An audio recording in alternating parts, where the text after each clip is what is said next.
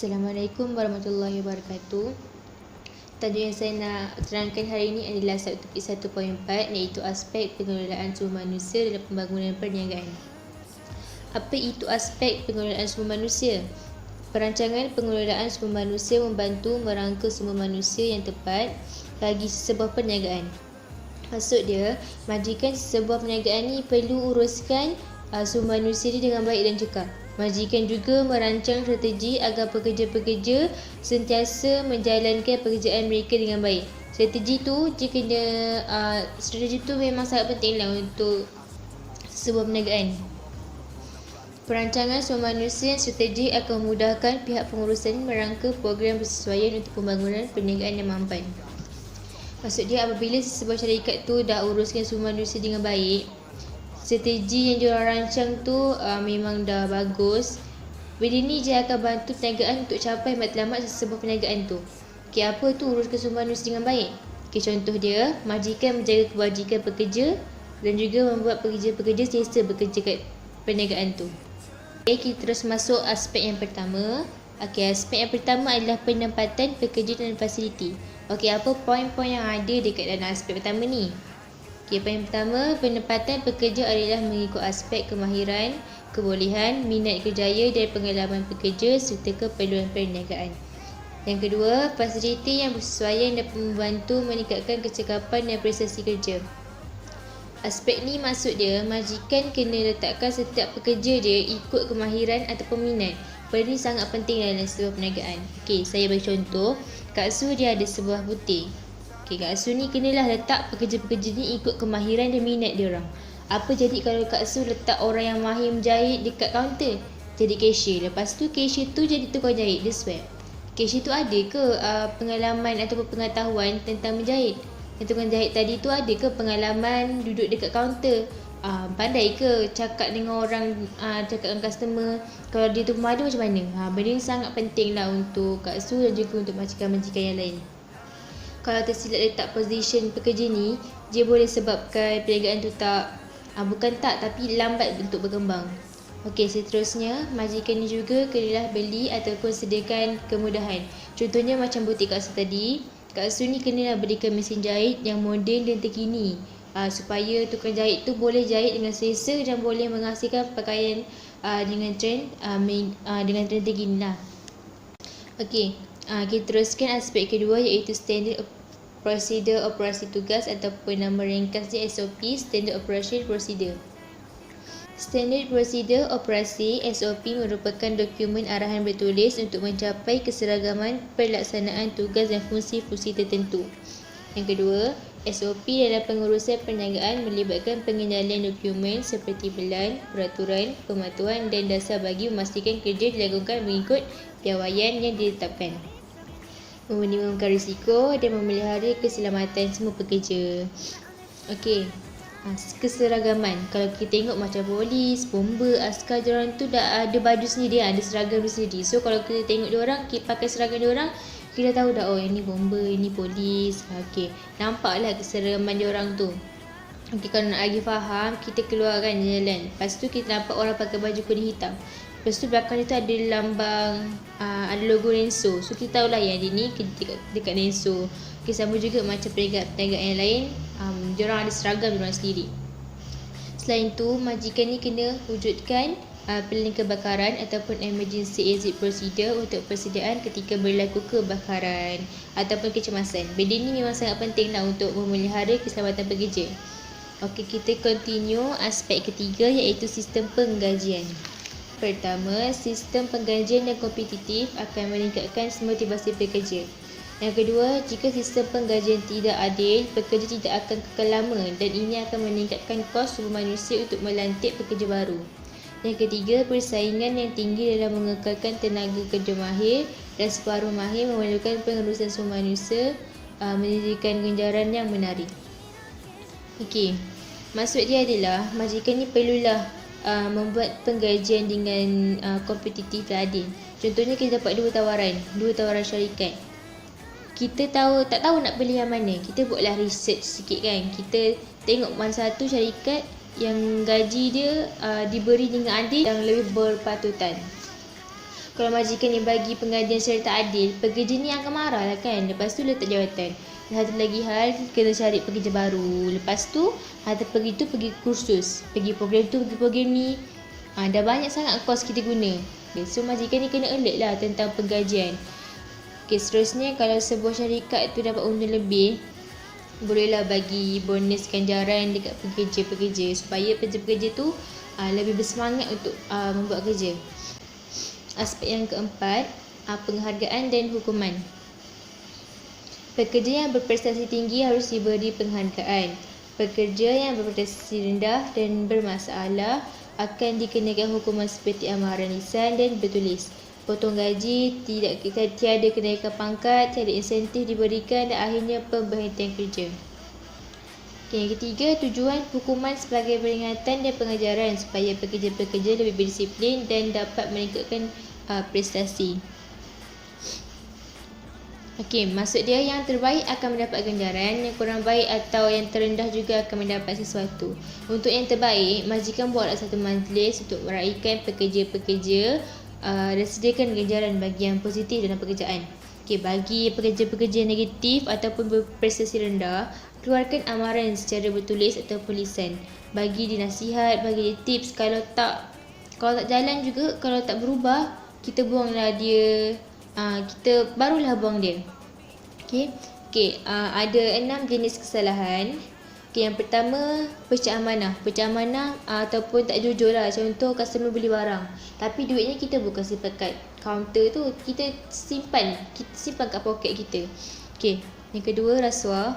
Okey, rasuah ni semua tahu kan apa tu rasuah. Okey, beri sesuatu untuk dapatkan balasan. Okey, salah guna aset syarikat ni maksudnya kita macam kereta lah, kereta syarikat kan biasa ada kereta syarikat kan, kita guna untuk pergi lepak, pergi mana-mana lah, tapi bukan untuk guna untuk kerja. Okey, lepas tu tidak beretika. Okey, maksudnya contohnya beritahu rahsia syarikat kepada orang lain, ingkar arahan tanpa sebab kukuh, tak ikut arahan majikan ataupun atasan, potong kerja. Semua tahulah apa tu yang potong kerja. Okey, nombor 5, penyelesaian masalah. Okey, poin yang pertama, perhubungan harmoni antara majikan dan pekerja dapat mewujudkan suasana tempat kerja yang sejahtera. Pihak pengurusan perlu mengadakan perbincangan dari masa ke semasa bagi menggalakkan komunikasi berkesan. Okey, maksud dia senang je, maksud dia simple je. Kalau sebuah perniagaan tak ada masalah, kenalah bincang sama-sama, janganlah buat keputusan sendiri. Majikan pun kenalah main peranan, pantau pekerja dan pantau pekerja dari masa ke semasa dan tanyalah ada masalah ke tak. So majikan ni kena ada sifat toleransi dengan pekerja-pekerja dia. Okey, dan aspek terakhir sekali adalah struktur organisasi. Okey, poin pertama, fungsi struktur organisasi adalah untuk memberi penjelasan tentang tanggungjawab, jawatan, jalur hubungan, komunikasi dan deskripsi tugas. Yang kedua, terdapat beberapa kepentingan struktur organisasi iaitu yang pertama, mengagihkan sumber dengan cekap dan berkesan dan organisasi mengikut keperluan setiap unit, bahagian atau jabatan dalam organisasi. Yang kedua, membolehkan penyelarasan antara fungsi kerana setiap bahagian atau jabatan dalam organisasi mempunyai objektif yang berlainan. Malah, penyelarasan antara jabatan adalah penting bagi menentukan aktiviti yang diadakan selaras dengan matlamat organisasi. Yang ketiga, menetapkan bidang tugas dan tanggungjawab yang diberikan kepada seseorang pekerja untuk melaksanakan tugas dengan baik berdasarkan kompetensi, pengetahuan dan kepakaran. Dan terakhir sekali, mewujudkan rantaian arahan dan komunikasi bagi membolehkan bahagian atau jabatan diwujudkan untuk mengendalikan bidang tugas tertentu. Struktur organisasi sangat penting lah untuk sebuah perniagaan. Okay, setiap jawatan mesti ada dia punya tanggungjawab ataupun kerja dia. Okey, contoh dia pengurus. Pengurus ni dia kena uruskan semua bahagian sebab dia macam ketua kat situ.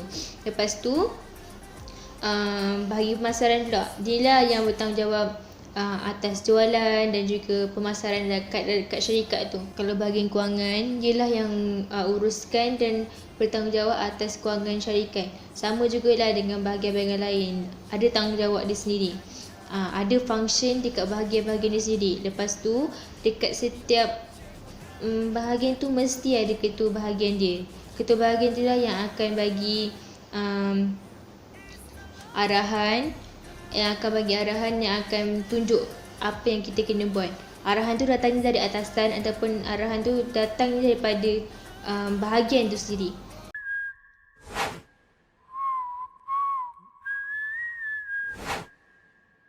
Okey, saya ada bina akronim untuk jenis kesalahan dan juga aspek pengelolaan sumber manusia. Jenis kesalahan saya buat 2, aspek pun sama saya buat 2 sebab nanti kalau panjang sangat susah nak hafal. Okey, kita teruskan akronim pertama. Untuk jenis kesalahan, poin dia rasuah, ingkar arahan dan juga pecah amanah. Okey, kita tengok. Akronim pertama, Jungkook Rashid ingkar arahan PA-nya. Jungkook Rashid dia nama orang, ingkar arahan PA dia. Okey, Jungkook iaitu jenis kesalahan. Kita tengok depan dia, J untuk jenis, K untuk kesalahan. Okey, kalau bawah dia Rashid, rasuah, ingkar arahan lah. PA-nya, P untuk pecah, A untuk amanah. So, Jungkook Rashid ingkar arahan PA-nya, jenis kesalahan, rasuah, ingkar arahan, pecah amanah. Jungkook tu kalau nak buang pun tak apa, kalau korang tahu poin-poin ni untuk jadi kesalahan, boleh buang lah sebab Jungkook ni je tajuk akronim tu. Okey, untuk akronim yang kedua, Johan ketua Tiara berhenti ponting kerja supaya gaji awalnya cepat. Okey, Johan ketua, J untuk jenis, K untuk kesalahan. Tiara berhenti, T untuk tidak, berhenti untuk beretika. Ponting kerja supaya gaji awalnya cepat. S untuk salah, G untuk guna, A awalnya tu untuk aset, C company, syarikat. Company bahasa Melayu ni syarikat kan. Okey, so dia punya point kesalahan, poin jadi kesalahan dia tidak beretika, ponting kerja, salah guna aset, syarikat. Itu je. Johan ketua ni kalau nak buang pun tak apa, sebab dia tajuk. Okey. Okey, ni pula akronim untuk aspek pengelolaan sumber manusia. Ada dua akronim juga.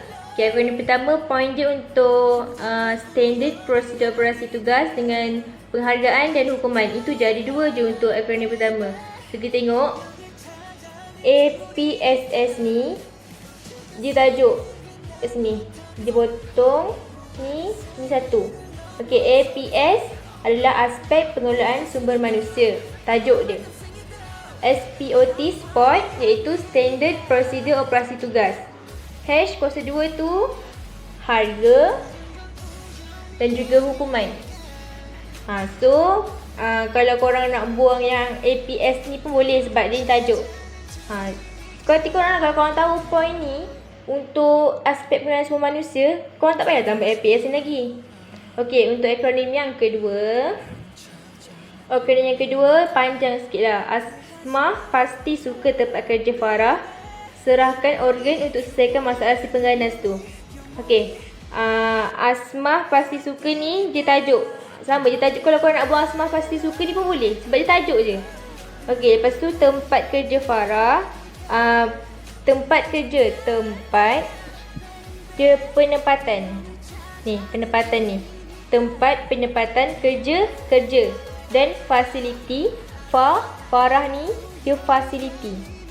Okey, lepas tu serahkan organ. Serahkan organ. S untuk struktur.